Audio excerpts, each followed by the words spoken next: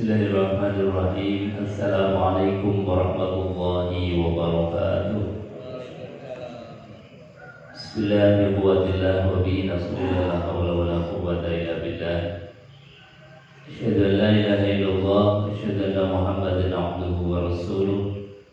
Allahumma shalli wa sallim ala sayyidina Muhammad wa ala alihi wa sahbihi ajma'in. Rabbi ishrah li sadri wa yassir li amri wahlul 'uqdatam min lisani yafqahu qawli. Amma ba'd.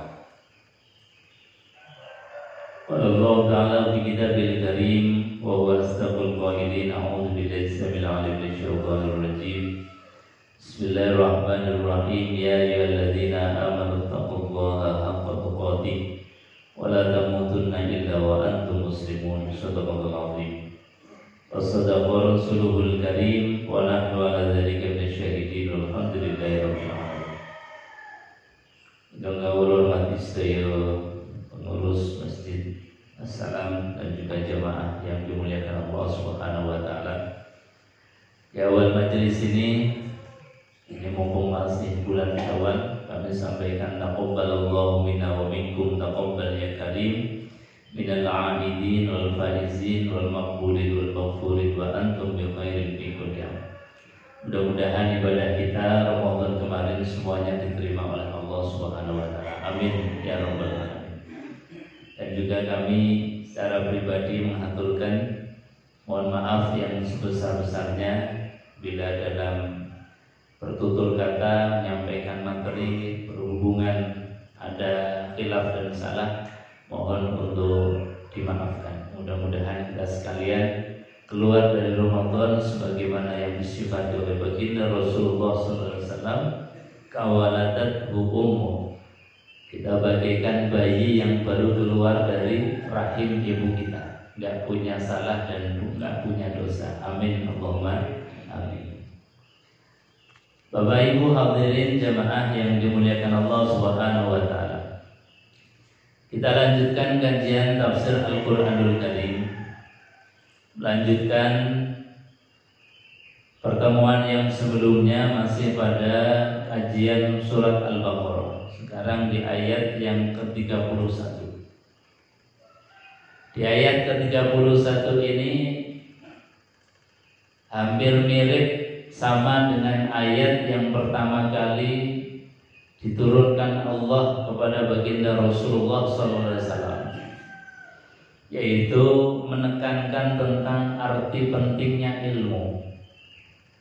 Ketika Nabiullah Adam alaihissalam diturunkan oleh Allah ke muka bumi ini, itu juga yang paling pertama Allah berikan kepada Nabiullah Adam adalah al-asma'a kullaha wa 'allama Adam al-asma'. Allah mengajari Nabiullah Adam tentang al-asma', nama-nama, kemampuan untuk mengidentifikasi nama dan sifat-sifat dari apa yang Allah ciptakan. Maka kemampuan seseorang untuk mengenal lingkungan, mengenal asma apapun bentuknya, mengidentifikasinya, dan secara detail mengetahui tentang sesuatu itu akan memberikan dampak manfaat kepada kita. Satu contoh misalnya, kita tahu misal ada rumput biasa kita lihat setiap hari. Kalau kita tidak tahu asma, tidak tahu nama, tidak tahu dan tidak bisa mengidentifikasi ini rumput janjinya manfaatnya apa, fungsinya apa, maka kita tidak akan mendapatkan apa-apa. Tapi kalau kita misalnya melihat rumput, diteliti, kemudian kita observasi, oh ternyata rumput ini ada manfaatnya untuk kita, baik untuk kesehatan dan lain sebagainya. Itu namanya kita mengenal dengan asma yang Allah ciptakan apapun bentuknya. Semakin kita mengenal detail makhluk-makhluknya Allah, akan semakin kita mendapatkan hal yang banyak terhadap ciptaan-ciptaan Allah itu. Maka sekali lagi ayat ini ada kaitannya dengan ayat yang pertama kali turun kepada baginda Rasulullah sallallahu alaihi wasallam, Iqra bismi rabbikal ladzi khalaq, khalaqal insana min 'alaq. Jemaah yang dimuliakan Allah Subhanahu wa taala. Jadi ilmu ini menjadi hal yang paling mendasar di dalam kehidupan kita. Sampai baginda Rasulullah sallallahu alaihi wasallam itu bersabda dalam sebuah hadisnya, "Man arada dunya fa 'alaihi bil 'ilm. Wa man arada al-akhirah fa 'alaihi bil 'ilm. Wa man aradahuma fa 'alaihi bil 'ilm."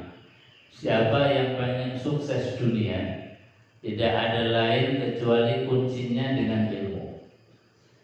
Orang yang pengen sukses akhirat juga kuncinya dengan ilmu. Gak ada orang sukses akhirat tanpa pengetahuan ilmu tentang akhirat. Wa man aradahuma, dan barang siapa yang menghendaki keduanya, kata Rasulullah, fa 'alaihi bil 'ilm, maka keduanya juga harus dengan ilmu. Alhamdulillah, pagi hari ini kita bersama-sama menambah ilmu, belajar dari Al-Quran, minta nasihat dari Al-Quran. Mudah-mudahan kita mendapatkan ilmu yang bermanfaat. Amin ya rabbal alamin. Jemaah yang dimuliakan Allah, Allah berfirman, wa 'allama Adama al-asma'a kullaha. Wa 'allama, dan kami telah mengajarkan, 'allama telah mengajarkan, yaitu Allah Subhanahu wa taala mengajarkan siapa? Adam, kepada Nabiullah Adam. Jadi Adam sebagai subjek pengajaran, Allah sebagai objek pengajaran, dan Allah sebagai subjek yang memberikan pengajaran.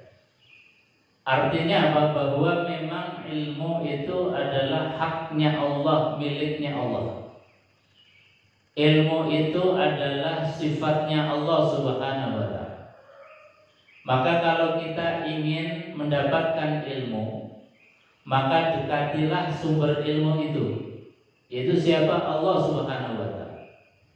Kalau kita ini dekat dengan Allah Subhanahu wa taala, maka pemahaman-pemahaman tentang apa itu Quran sekali kita baca, itu insya Allah ada nur cahaya yang Allah berikan penerangan kepada kita. Meskipun nuwun sewu, barangkali kita dulu mungkin tidak pernah belajar, tapi kalau kita terus menerus baca Quran, satu ayat kemudian kita belum tahu artinya, dilihat arti. Setelah dilihat arti, direnungkan, kita hayati, kita tadaburi, itu insya Allah akan mendapatkan satu pencerahan, pemahaman dari Allah Subhanahu wa taala. Meskipun yang paling bagus adalah ya kita membaca Quran, kalau tidak tahu artinya buka artinya, kalau artinya belum memahamkan buka tafsirnya. Maka secara otomatis terus menerusnya kita di dalam interaksi dan dialog dengan Quran, insya Allah akan mendapatkan pemahaman sendiri, mentadaburi Al-Quran. Jadi resep-resep Quran itu seringkali Allah berikan kita di dalam membacanya, dalam perenungannya, di dalam kedekatan kita dengan Al-Quran. Maka sekali lagi, setelah kita di Ramadan kemarin dekat dengan Al-Quran, mari di bulan Syawal ini jangan ada jarak kita dengan Al-Quran. Kita dekatkan terus dengan Al-Quran. Minimal sehari kita baca satu ayat, kita tadaburi. Itu sudah luar biasa. Istiqomah di dalam membaca Al-Quran. Makanya baginda Rasulullah SAW memberikan satu motivasi, Iqra'ul Quran fa innahu ya'ti yaumal qiyamah syafi'an li ashabi. Nah, ini preminya. Premi dari nanti di akhirat itu ketika tidak ada satu BPJS perlindungan akhirat, nanti akan datang satu BPJS perlindungan, yang perlindungan itu preminya harus kita siapkan di dunia. Di antaranya apa? Preminya adalah iqra'ul Quran, baca Quran. Kalau kita di dunia ini nggak pernah nabung premi untuk mendapatkan BPJS perlindungan akhiratnya, nggak akan mendapatkan.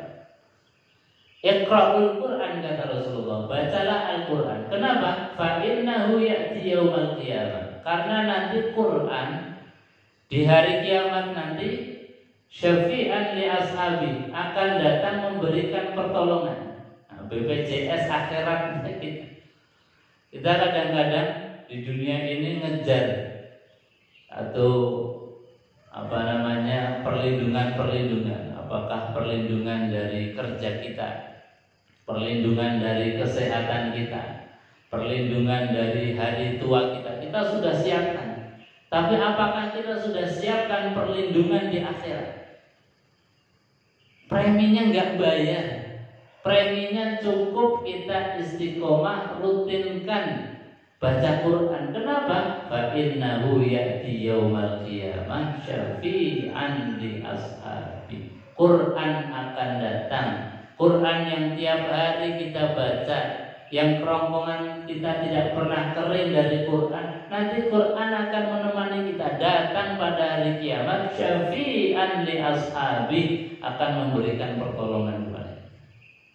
Jadi ini Rasulullah SAW memberikan satu motivasi dan juga memberikan satu khabar, berita bahwasanya nanti di akhirat itu dalam kehidupan yang serba susah, orang sudah tidak ada yang saling bantu, orang tua sudah nggak bisa bantu anak, anak sudah nggak bisa bantu orang tua, harta kita yang dulu di dunia banyak nggak akan ada artinya sama sekali. Jabatan kita yang dulu kita dihormati oleh banyak orang sama sekali nggak akan pengaruh. Maka saat-saat genting di mana kita perlu banyak pertolongan, syafi'an li ashabi, itulah Al-Quran. Maka untungnya kita. Untungnya kita itu kita dipaksa, kita diberikan syariat namanya sholat, yang di dalam sholat itu wajib untuk baca Quran, yaitu qira'atu suratul Fatihah. Untungnya itu. Jadi masih ada yang minimal.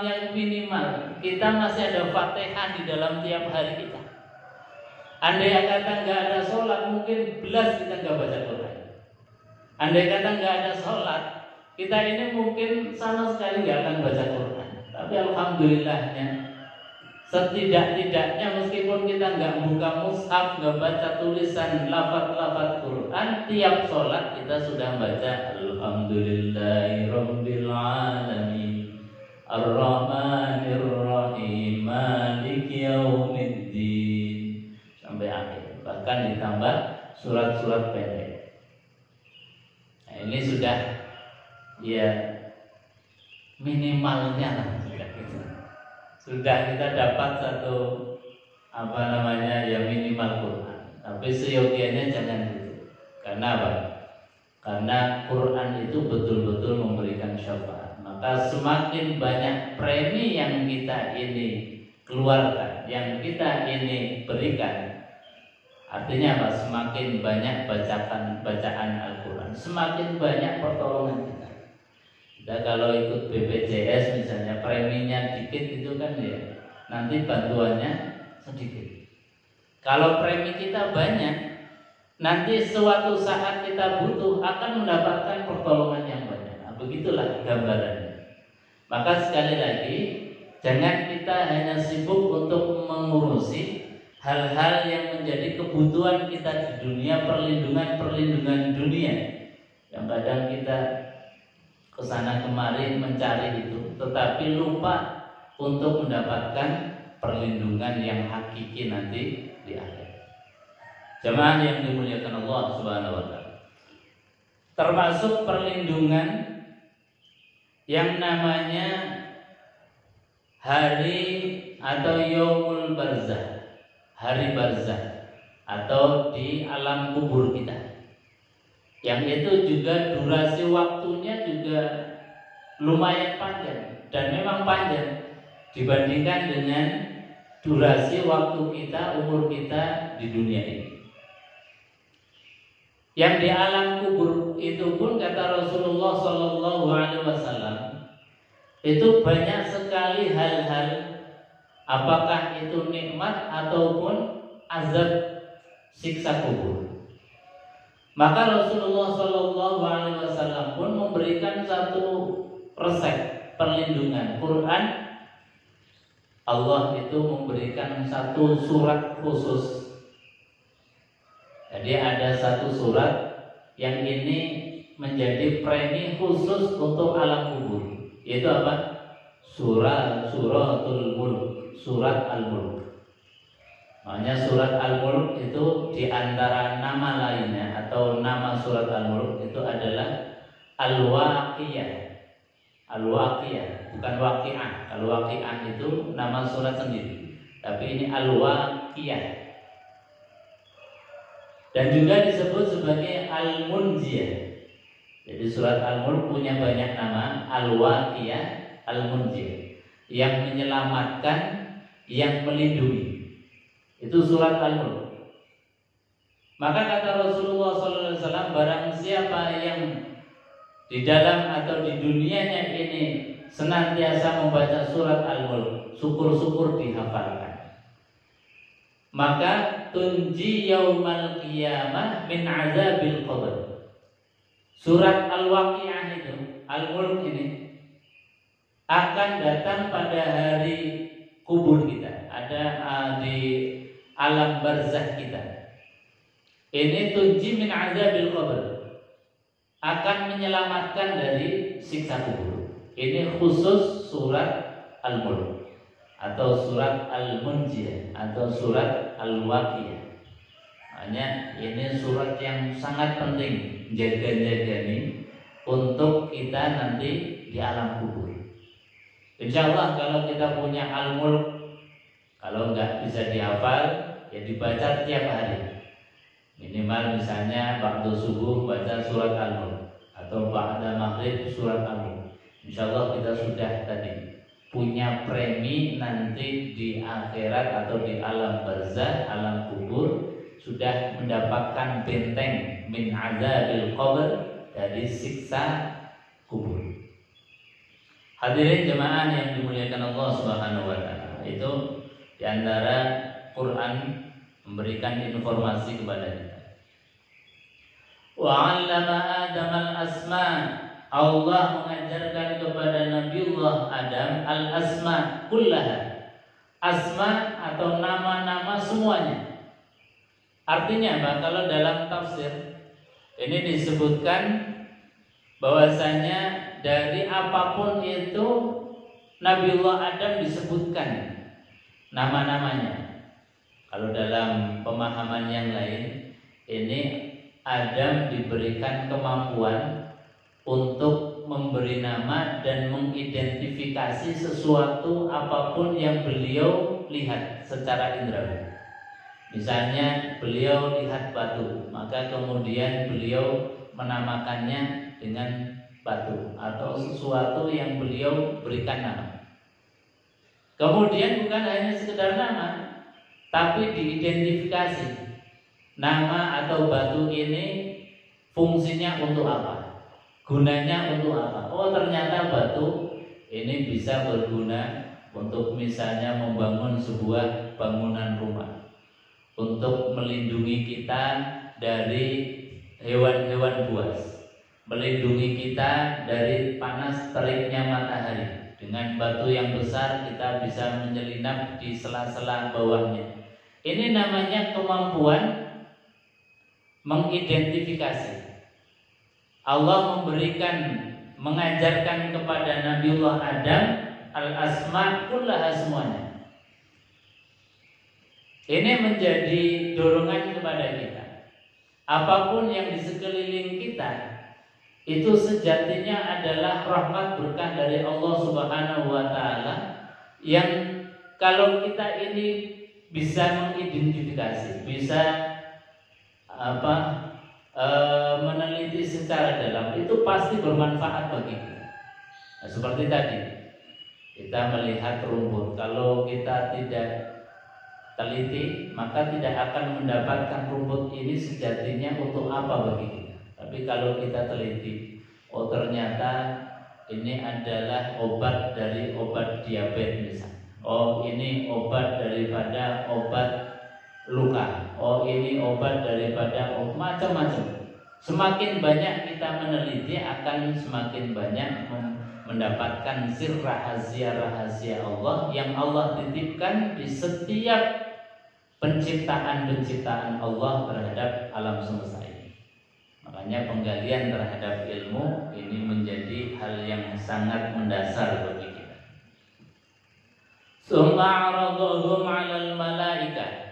Ketika Allah Subhanahu wa taala telah mengajarkan kepada Nabiullah Adam, 'aradhum, maka kemudian summa 'aradhum 'ayil musmiyati wa fihi taglibul iqlal. Kemudian berpaling dari malaikat. Artinya apa? Yang diajarkan hanya Nabiullah Adam. Malaikat tidak diajarkan tentang sesuatu yang ada di muka bumi, sehingga tidak punya kemampuan untuk membaca, tidak punya kemampuan untuk meneliti, tidak punya kemampuan untuk mengidentifikasi apapun yang ada di alam semesta ini. Ya, malaikat itu adanya cuman manut, tunduk kepada apa yang diperintahkan Allah kepadanya. Disuruh untuk sujud, maka selamanya sujud terus. Disuruh untuk menjaga arsy, maka selamanya menjaga arsy. Itulah malaikat bedanya. Faqala anbi'uni bi asma'i haula'i in kuntum shadiqin.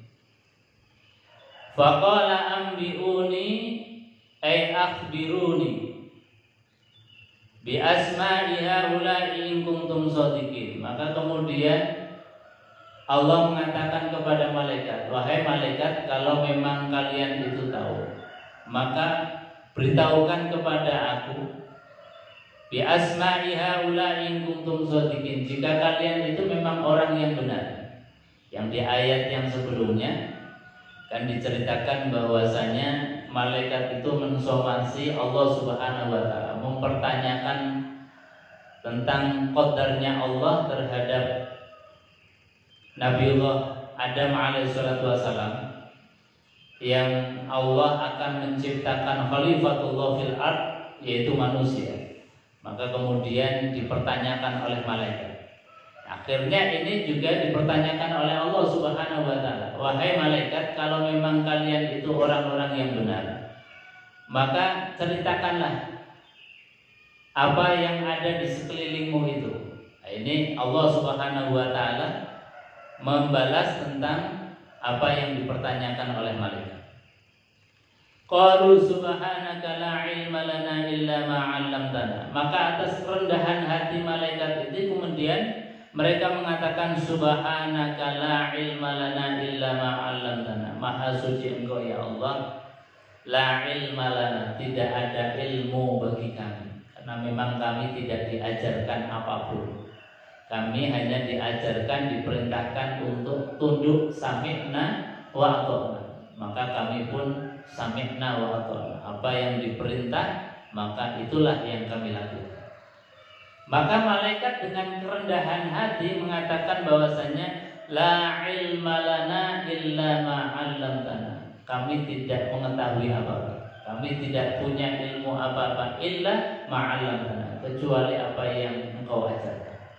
Ini sebuah kerendahan hati dari malaikat pun menjadi ajaran pelajaran bagi kita, bahwa memang kalau kita ini tidak tahu, katakan tidak tahu. Bahkan sekelas Imam Syafi'i itu ketika ditanya banyak hal, itu beliau banyak menjawab dengan kalimat la adri, aku nggak tahu. Itu sekelas Imam Syafi'i. Jadi dalam masalah-masalah agama, masalah-masalah hukum, itu kalau nggak tahu sebaiknya memang menjawab dengan kalimat kerendahan hati, ana la adri, saya nggak tahu. Itu lebih baik dan itu lebih menjaga baik untuk kita maupun orang lain. Jadi sekali lagi kalimat yang diucapkan oleh malaikat mengatakan bahwasanya la ilma lana illa ma 'allamtana. Kami memang nggak tahu karena memang tidak diajarkan oleh Allah Subhanahu wa taala. Makanya Al-Imam Al-Ghazali di dalam kitab Ihya itu dalam masalah tahu dan tidak tahu itu beliau menggolongkan ada golongan yang pertama man adri wa huwa adri. Ada orang yang memang tahu dan dia sadar bahwa dirinya itu tahu. Jadi satu orang yang paling utama ini adalah orang yang paham dan dia punya kesadaran bahwa dirinya paham. Sehingga dengan kepahamannya itu konsekuensi logisnya adalah dia akan mengamalkan apa yang dia tahu. Ketika dia tahu tentang sholat itu wajib, maka konsekuensi orang yang punya pengetahuan maka harus mengamalkan apa yang dia tahu. Itu namanya man adri wa huwa adri. Orang yang tahu, orang yang paham dan dia paham, dia sadar bahwa dirinya ini dalam keadaan punya ilmu. Konsekuensinya apa? Dia harus mengamalkan apa yang dia tahu. Sebab kalau tahu kemudian tidak dilanjutkan dengan mengamalkan apa yang dia tahu, ini bahaya. Banyak sekali peringatan-peringatan dari Allah Subhanahu wa taala. Misalnya Allah menggambarkan masalul ladzina humilut Taurat tsumma lam yahmiluha kamatsalil himar yahmilu asfara. Sama masalul qaumil ladzina kazzabu bi ayatina. Ini gambaran yang sering dibaca dalam sholat Jumat. Dalam surat Jumat itu ada satu gambaran. Masalul ladzina humilut Taurat. Perumpamaan orang yang paham Taurat, membawa Taurat atau paham tentang kitab-kitab. Semalam yahmiluha. Kemudian dia tidak mengamalkan apa yang Taurat ajarkan. Itu kamasalil himar yahmilu asfaro. Gambarannya seperti himar yang di punggungnya itu membawa kitab-kitab. Meskipun kitab yang dibawa itu banyak oleh himar di punggungnya, tetapi tidak punya dampak manfaat apapun. Ini gambarannya orang yang tahu tetapi tidak melaksanakan apa yang dia tahu. Makanya tadi orang yang paling utama adalah man adri wa huwa adri. Dia tahu dan dia melaksanakan apa yang dia tahu. Ada kelompok yang kedua, man adri wa huwa la yadri. Orang yang tahu tetapi dia nggak sadar kalau dirinya ini punya ilmu. Sehingga ilmunya ini nggak punya dampak apa-apa dalam kehidupannya. Tahu sholat itu wajib tapi sering meninggalkan. Itu namanya orang yang tahu tetapi dia tidak sadar kalau dirinya itu tak tahu. Ini ya termasuk orang yang bahaya. Terhadap orang-orang yang seperti ini, lalai seperti ini harus diingatkan, diberikan nasihat terus. Karena apa? Karena dia dalam keadaan lalai, maka diingatkan, dibimbing. Ada kelompok yang ketiga, man la yadri wa huwa adri. Kelompok yang ketiga ini lumayan. Dia nggak tahu, tapi punya kesadaran kalau dirinya ini nggak tahu. Akhirnya apa? Dia mencari tahu, belajar bagaimana mendapatkan satu informasi, mendapatkan satu ilmu. Nah, minimal kita ini di kelompok ini. Kalau nggak tahu, punya kesadaran, ya Allah, saya belum tahu, kemudian baca, ngaji, tanya. Ini diantara kesadarannya orang yang ketika dia belum memiliki pemahaman. Yang lebih jelek lagi kelompok yang keempat. Kata Al-Imam Al-Ghazali, ada kelompok yang dia tidak tahu dan gak sadar kalau dirinya tidak tahu. Ini bahaya betul. Jadi orang yang sudah nggak tahu tapi nggak sadar kalau dirinya nggak tahu, maka kadang-kadang kemudian memberikan fatwa yang sembarangan, memberikan nasihat yang salah, memberikan ilmu yang nggak benar dan lain sebagainya. Nah, ini adalah hal-hal yang harus kita memang belajar banyak, khususnya kepada tadi kalimat yang diucapkan oleh malaikat dengan kerendahan hati ketika tidak diajarkan oleh Allah suatu ilmu, maka malaikat pun mengatakan subhanaka la ilma lana illa ma 'allamtana innaka antal alimul hakim. Sesungguhnya engkau adalah al-alim, zat yang maha mengetahui, al-hakim, dan zat yang maha bijaksana. Ini satu perilaku, sikap dan perilaku kita di dalam menata. Kalau nggak tahu ya belajar, kalau nggak tahu jangan kemudian mengaku tahu atau seolah-olah tahu, atau kemudian memberikan satu hal-hal yang justru menyesatkan orang. Nah, ini adalah hal yang tidak. Jamaah yang dimuliakan Allah Subhanahu wa taala. Jadi di ayat ini diakhiri dengan menyebutkan sifat Allah Subhanahu wa taala Al-Alim dan Al-Hakim. Ini sebagai pengenalan Allah Subhanahu wa taala kepada kita. Jadi siapa Allah itu? Allah adalah zat yang al-alim, maha mengetahui apapun, yang zahir maupun yang batin, tampak maupun yang tersembunyi, itulah Allah. Maka ketika kita ini tidak tahu tentang apa-apa, sebaiknya kita mendekati al-alim.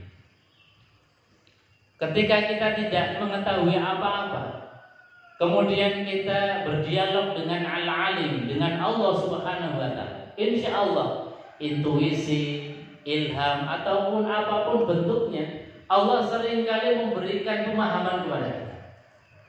Ini namanya al-alim. Jadi kenalnya kita dengan Allah, siapa Allah itu, di antara sifat Allah adalah al-alim. Ketika kita tidak punya pemahaman, tidak tahu dekat dengan Allah Subhanahu wa taala, insya Allah diberikan pemahaman. Di antara pemahamannya mungkin dilalah kita ketemu dengan seseorang pas menceritakan tentang masalah itu. Dilalah kita ketemu dengan ahlinya sehingga kita diberikan pencerahan. Macam-macam. Al-alim, Allah itu kemudian memberikan pemahaman dari berbagai macam cara.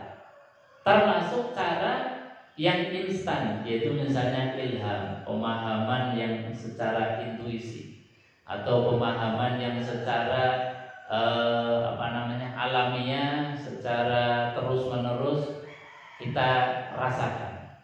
Misalnya kita ya Allah, dulu kita duduk misalnya nyaman-nyaman saja, kok sekarang sudah mulai pinggang sudah terasa. Itu sebetulnya al-alim sedang memberikan pengajaran kepada kita. Artinya apa? Proses hidup kita, metabolisme di dalam tubuh kita itu senantiasa berubah. Dari mulai yang lemah menjadi kuat, setelah kuat kemudian menjadi lemah lagi. Kesadaran kita tentang itu bagian dari ilmu yang al-alim, Allah Subhanahu wa taala mengajarkan kepada kita yang secara alamiah saja. Jadi kita rasakan. Jadi banyak hal Allah memberikan ilmu kepada kita ini caranya macam-macam. Seperti tadi, kadang kita nggak tahu pas butuh, tahu-tahu ketemu dengan seseorang, misalnya dalam hal kesehatan ketemu dengan teman yang dokter. Dalam hal konstruksi kita mau bikin rumah, kalau ada yang nggak paham, dilalah pas ketemu dengan teman yang insinyur, kontraktor dan sebagainya.